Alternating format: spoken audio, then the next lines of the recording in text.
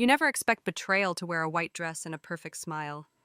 But mine did. It was supposed to be a celebration, my sister's wedding. The kind of day where families come together, where differences are set aside, and everyone clinks glasses under fairy lights. At least that's what I told myself when I zipped up my daughter's dress and tied the satin sash into a neat bow. Look at me, Mom.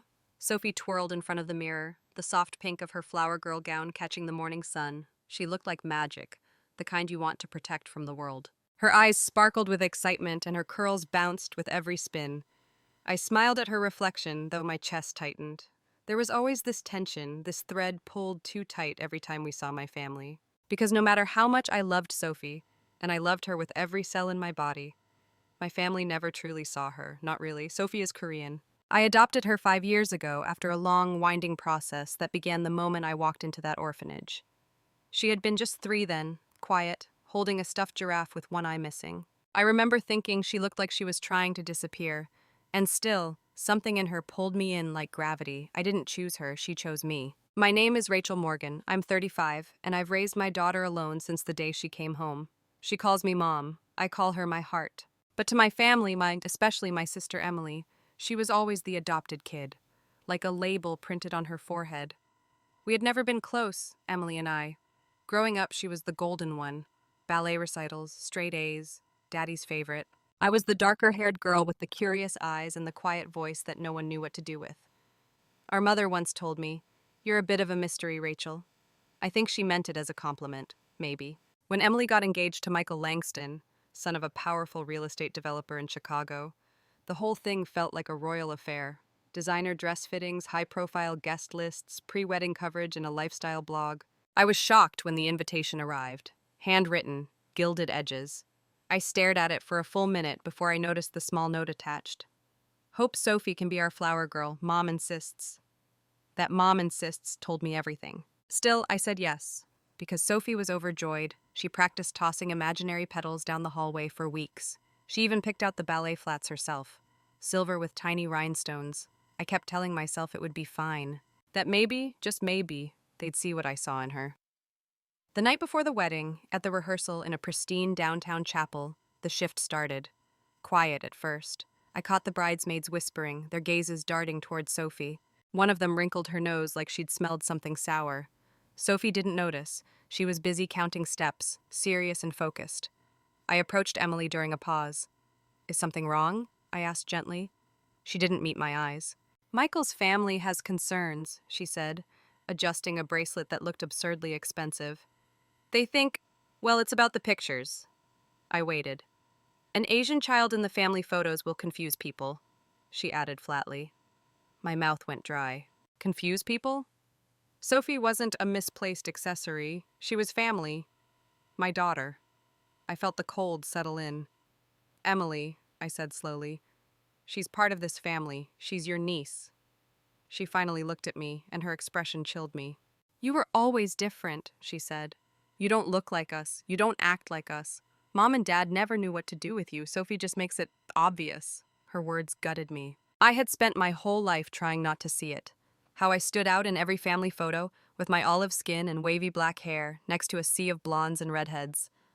I used to believe it was genetics. Now her words made it feel like something deeper, something intentional. "Just keep her in the background tomorrow, please." That night I lay awake in the hotel bed, Sophie sleeping beside me, her hand wrapped around mine. I stared at the ceiling, listening to her breath, thinking of every time I had told her she belonged. The next morning she was up with the sun. I braided her hair with tiny flowers, painted her nails pink, and watched her walk toward the church like a dream I never thought I deserved. She was radiant.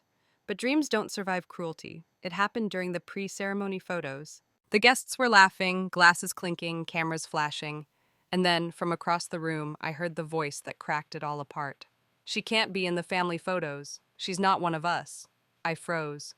The voice belonged to Michael's mother, a woman with a smile so polished it could cut glass. She stood near the photographer, arms crossed, eyes fixed on Sophie like she was a smudge on a white tablecloth. Sophie's hand tightened around the petal basket. She turned to me, her lower lip trembling. "But I'm the flower girl."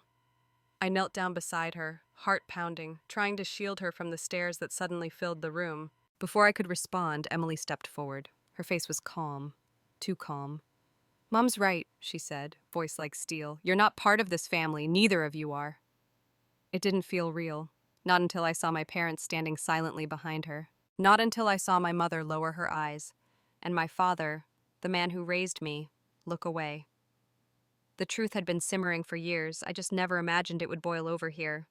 Say it, Emily said, turning toward them. Tell her. She deserves to know. I stood slowly, Sophie's hand still in mine. Tell me what? My mother's lips parted, but no sound came. Her shoulders shook and her eyes filled with tears. My father looked like he was about to be sick. Then another voice spoke, deep, firm, unfamiliar. She's right. You were never truly one of them. Every head turned. At the entrance of the church stood a tall man in a dark suit, silver hair slicked back, a presence that silenced the entire room. He looked at me the way someone stares at a memory they thought they'd lost.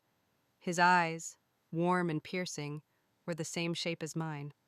Emily stepped forward, her tone sharp. Who are you? The man walked slowly into the church, the sound of his footsteps echoing. My name is Charles Davenport, he said, and Rachel is my daughter. Gasps, whispers. A few phones went up, like people were witnessing a scene from a movie. My knees nearly gave out. I clutched Sophie tighter. That's not possible, I muttered. My father, or the man I thought was my father, looked away in shame. My mother broke down completely. Charles nodded toward them. They lied to you. For 35 years. He reached into his coat and pulled out a sealed envelope. DNA test results, legal documents, everything you were never supposed to see. Sophie looked up at me, her eyes wide. Mom, is he telling the truth? I couldn't speak. I was staring at a stranger who felt more familiar than the people I'd known my entire life. Then my mother found her voice, ragged, desperate. You have no right to be here, she screamed. We had a deal, Charles's expression turned cold. The deal was that I would stay away until Rachel turned 35. Her birthday was last week. My thoughts spun in all directions. What deal? Why 35? How long had they been keeping this secret from me? Emily tried to seize control again. You've made your point. Now leave. This is my wedding day. But Charles didn't move. He turned to her, his voice low but cutting. Ms. Walker, I own the development firm your fiancé works for. If you'd like to keep this day from becoming a full-blown scandal, I suggest you stop talking. Her mouth dropped open. Michael's parents exchanged panicked glances. Charles turned back to me. His tone softened. I know this is a lot, but your mother, your real mother, wanted you to know who you are. I shook my head. I don't know what to believe. He stepped forward again, pulling a worn photograph from his wallet. Please, just look. I took it with shaking hands. In it was a woman, beautiful, smiling, with warm brown skin and thick dark hair. She held a baby in her arms. Me. Her name was Helena, Charles said quietly. She died giving birth to you. I wasn't ready to raise a child alone, so I trusted someone I shouldn't have. Your nanny, the woman who became your mother. She offered to care for you. I signed away my rights while drowning in grief. My hands trembled. She told me I was their miracle child, that they had trouble conceiving. Charles closed his eyes. They already had Emily, but she wanted a sibling. Your adoptive mother said raising 2 daughters would complete her family. So they took you and erased every trace of the woman who gave you life. The world tilted beneath me. Everything I believed about who I was, about the people I loved, cracked wide open. I looked at Sophie, and she looked back with the same mixture of confusion and pain. And then she said something that broke me in half. He looks like us, Mom. Sophie's words echoed through me like a truth I had been waiting my whole life to hear. He looks like us, Mom. And he did. Charles had the same eyes as me, the same cheekbones, the same shade of skin that never quite matched anyone else in the family I grew up with. It was all there. All the answers I never knew I was missing. I looked past the guests, the whispers, the eyes filled with judgment and confusion, and turned to the only people who had ever truly made me feel small. To my parents, no, to the couple who raised me in shadows. To Emily, whose cruelty had finally revealed the cracks in her golden facade. I straightened my back. I'm done, I said simply, and I walked away. Sophie's hand was in mine. Charles followed us out into the bright spring air, and the heavy door of the chapel closed behind us. It was like stepping out of someone else's story, though, and finally returning to my own. We didn't speak for a long time. He took us to a quiet cafe tucked between 2 brownstones, a place with old books on the walls and the smell of fresh bread in the air. Sophie sat across from him, sipping hot chocolate like she was meeting a celebrity. So, does this mean you're my grandpa? She asked. He smiled, warm, almost shy. If your mother agrees, I'd be honored. I stared at the steam rising from my coffee. Everything inside me was tangled: anger, relief, sadness, curiosity. But beneath it all, a strange and surprising calm. Tell me everything, I said. From the beginning. Charles opened a leather folder and pulled out a photo album. Helena, he said, was an architect. We met when her firm was hired to design the headquarters of my company. She was brilliant, fierce, and funny in the quietest ways. Page after page, photos of Helena in cafes sketching buildings on napkins, laughing in front of ruins in Rome, smiling with Charles at a lakeside picnic. When she found out she was pregnant with you, she cried. She said she never thought she'd have time to be a mother, but with you, she wanted everything. He paused at a hospital photo. Helena, pale but glowing, holding a newborn. Me. There were complications. The doctors could only save one of you, and she chose you. My throat closed. I had imagined my birth mother so many times. I never thought the truth would come wrapped in such pain and such love. I fell apart after she died, Charles said. I drank. I disappeared into grief. And that's when Margaret, your nanny, stepped in. She said you needed a mother, a real family. I wasn't fit. She convinced me to sign custody papers and step away. I clenched my fists.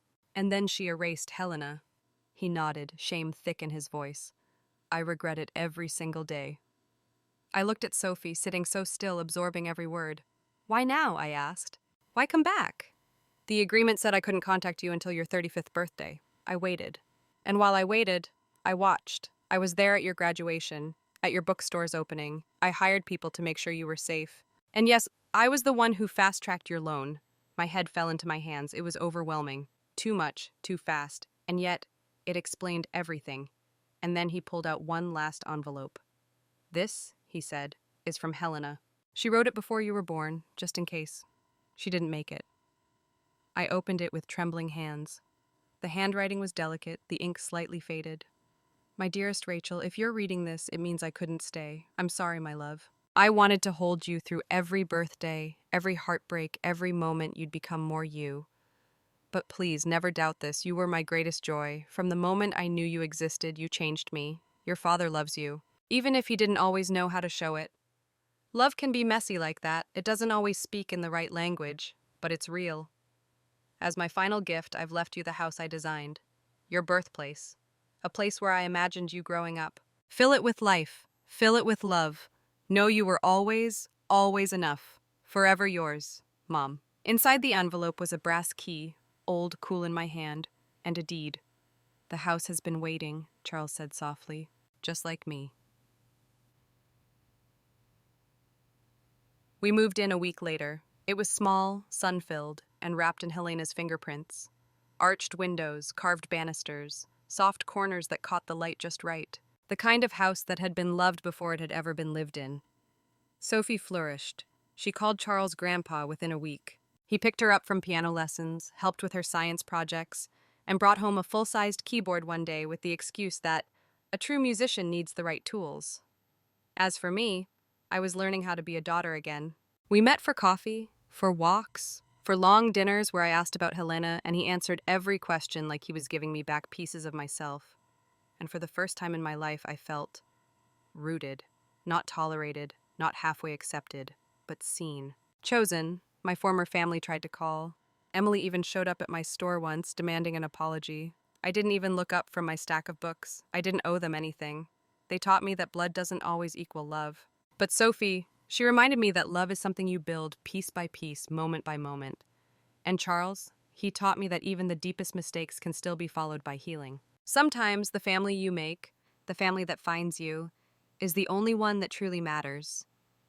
And in this new life, this real life, I finally know who I am. I am Rachel Morgan. I am my mother's daughter. I am my daughter's mother, and I am home.